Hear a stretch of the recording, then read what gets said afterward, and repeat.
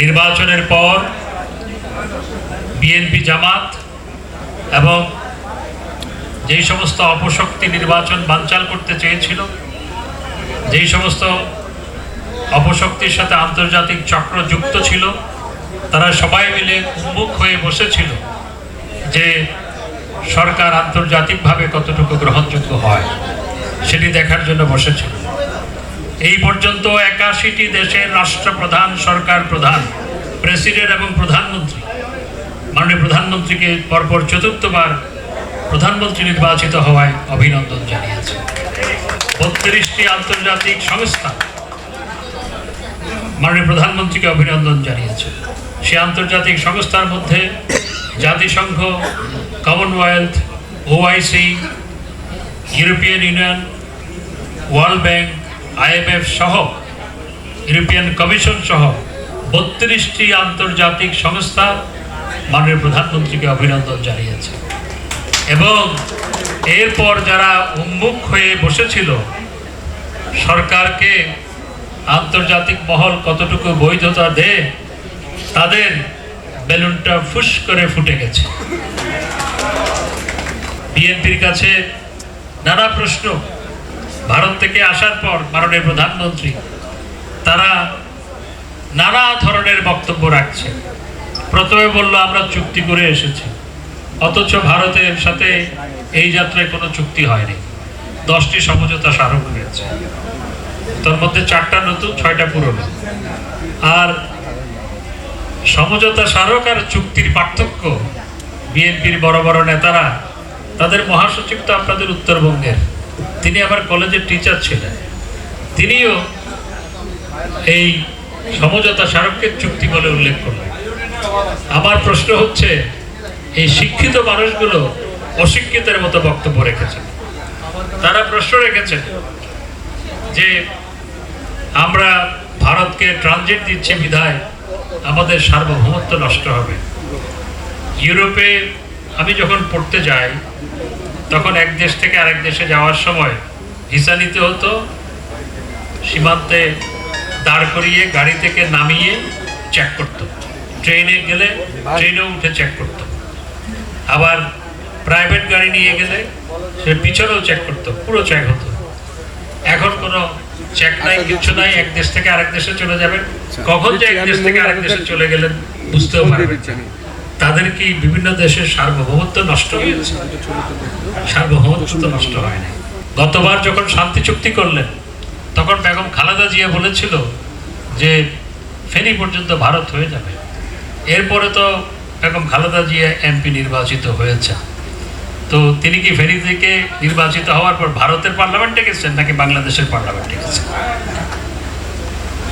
এই যে অপপ্রচার, আজকে ঢাকা কলকাতা ট্রেন চলছে বহু বছর ধরে, ঢাকা খুলনা ট্রেন চলাচল করছে তাও অনেক দিন ধরে, এবং সুজন ভাই যখন রেলমন্ত্রী ছিলেন তখন উত্তরবঙ্গের সাথে শিলিগুড়ির রেল যোগাযোগ স্থাপিত হয়েছে, এবং আমাদের নৌপথ ব্যবহার করে ভারতে পণ্য যাচ্ছে, সেটিও বহু বছর ধরে। এতে কি আমাদের সার্বভৌমত্ব নষ্ট হয়েছে? আমরা ভারতের উপর দিয়ে নেপাল থেকে বিদ্যুৎ আমদানি করতে যাচ্ছি, এতে কি ভারতের সার্বভৌমত্ব নষ্ট হচ্ছে? আমরা ভুটানের সাথে চুক্তি করার জন্য উদ্যোগ নিয়েছি, ভুটান থেকে জলবিদ্যুৎ আসবে, আমাদের বন্দর ব্যবহার করে ভুটান এবং নেপাল তাদের দেশে পণ্য নিয়ে যাবে ভারতের উপর দিয়ে। আমরা তো রিজিওনাল কানেক্টিভিটির কথা বলছি, এতে কি ভারতের সার্বভৌমত্ব নষ্ট হচ্ছে বা হবে? মোটেও নয়। আমরা এই রিজিওনাল কানেক্টিভিটি নিয়ে কাজ করছি, এই জন্য এই অঞ্চলের মানুষের অর্থনৈতিক উন্নয়ন অগ্রগতির জন্য আমরা রিজিওনাল কানেক্টিভিটি নিয়ে কাজ করছি। বিএনপি সেটা বুঝতে ব্যর্থ হয়েছে, বুঝেও না বুঝার ভান করে। কারণ বেগম খালেদা জিয়া যাদের নেত্রী বলেছিলেন যে সাবমেরিন কেবলের সাথে যুক্ত হলে দেশের সার্বভৌমত্ব নষ্ট হবে, তারা কানেক্টিভিটির মর্ম বুঝার কথা নয়। বেগম খালেদা জিয়ার এই না বুঝার কারণে আমাদেরকে পরবর্তীতে কয়েকশো কোটি টাকা খরচ করে সাবমেরিন কেবলের সাথে যুক্ত হতে হয়েছে। তো মির্জা ফখরুল ইসলাম আলমগীর সাহেব যেহেতু আপনাদের এলাকার মানুষ, আমি ওনাকে বলবো, উনি মনে হয় পড়াশোনা ভুলে গেছে, আর একটু পড়াশোনা করার জন্য। আর এখন বিএনপি তারা নির্বাচনের আগে সরকার পতনের আন্দোলন করেছে, এখন আর সরকার পতনের কথা বলে না, এখন খালেদা জিয়ার মুক্তির কথা বলে। খালেদা জিয়া তো মুক্ত আছেন, বেগম খালেদা জিয়া মাননীয় প্রধানমন্ত্রীর বিশেষ ক্ষমতা বলে বেগম খালেদা জিয়া যেখানে জেলখানায় থাকার কথা সেখান থেকে তাকে ঘরে থাকার অনুমতি দিয়েছেন।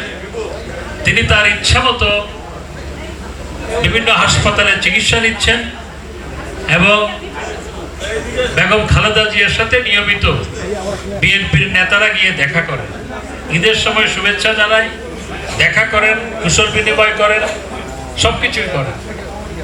এটি মাননীয় প্রধানমন্ত্রীর বদান্যতা। বেগম খালেদা জিয়া ক্ষমতায় থাকলে তিনি এই কাজটি কারো জন্য করতেন না, যেটি মাননীয় প্রধানমন্ত্রী জননেত্রী শেখ হাসিনা করেছেন।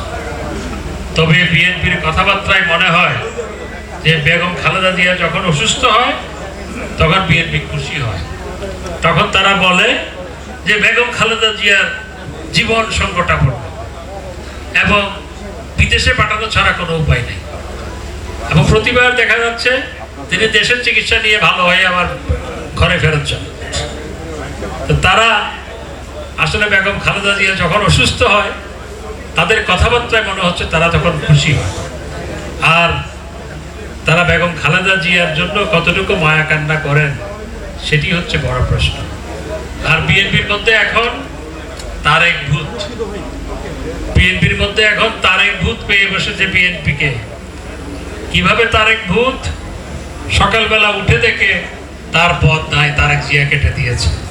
এখন বিএনপির নেতারা তারেক ভূতের কারণে তারা এখন শঙ্কার মধ্যে আছে কখন তার পদ চলে যায়। এবং মির্জা ফখরুল ইসলাম আলমগীর সাহেবও শঙ্কার মধ্যে আছে। কয়েকদিন আগে দেখলাম মির্জা ফখরুল ইসলাম আলমগীর সাহেব বেগম খালেদা জিয়ার অসুস্থতার কথা বলে কাঁদলেন। তো বেগম খালেদা জিয়া তো বহুদিন ধরে অসুস্থ, ইতিপূর্বে তো তাকে কাঁদতে দেখিনি, এখন কেন কান্না শুরু করলেন? কারণ হচ্ছে পত্রিকায় শিরোনাম হয়েছে যে মহাসচিবের খোঁজে বিএনপি। সেই শিরোনাম যেদিন আসলো তারপরের দিন দেখি মির্জা ফখরুল ইসলাম আলমগীর সাহেব অন্তরে কাঁদছেন এবং পত্রিকায় বলা হলো যে তিনি খালেদা জিয়ার জন্য কাঁদছেন।